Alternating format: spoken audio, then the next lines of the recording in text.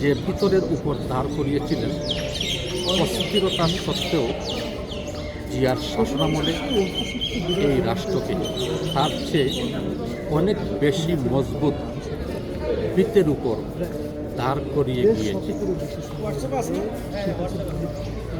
এটা কল্পনাও করা কঠিন যে শহীদ রাষ্ট্রপতি জিয়াউর রহমান যদি 1981 সালের পরিবর্তে তিনি 1975 সালে যদি তিনি নিহত হতেন, তাহলে এই বাংলাদেশের ভাগ্যে কী ঘটত সেটা বলা হবে।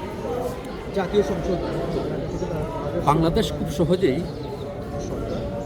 আফগানিস্তান বা লাইবেরিয়া মতো একটি ব্যর্থ রাষ্ট্রে পরিণত হতে পারত যদি তিনি 75 সালে নিহত হতেন বা শাহাদত বরণ করতেন। শহীদ জিয়ার সেই পরিণতি থেকে বাংলাদেশকে তিনি বাঁচিয়ে রেখেছেন সেই মহান রাষ্ট্রপতি, স্বাধীনতার ঘোষক শহীদ রাষ্ট্রপতি জিয়াউর রহমান।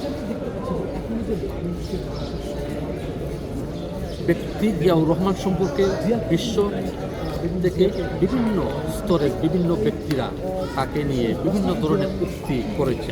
হ্যাঁ, বিশেষ করে তার দু একটি বিষয় হল যে শহীদ রাষ্ট্রপতি জিয়াউর রহমান এমন একজন কিংবদন্তি ছিলেন, গোটা মুসলিম বিশ্বের একজন মহানায়কের আবির্ভাব হয়েছে।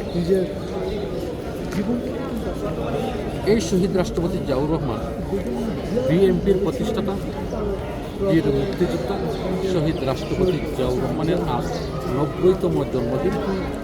তিনি 1906 সালে বগুড়ার গাবতলী বাগবাড়ির এক সম্ভ্রান্ত মুসলিম পরিবারে জন্মগ্রহণ করেন শহীদ রাষ্ট্রপতি জিয়াউর রহমান। শিক্ষা জীবন শেষে তিনি 1953 সালে তিনি যোগ দেন পাকিস্তান সেনাবাহিনীতে। 1971 সালের 25 মার্চ পাকিস্তান সামরিক বাহিনী এদেশের তৎকালীন পূর্ব পাকিস্তান জনগণের উপর আক্রমণ করার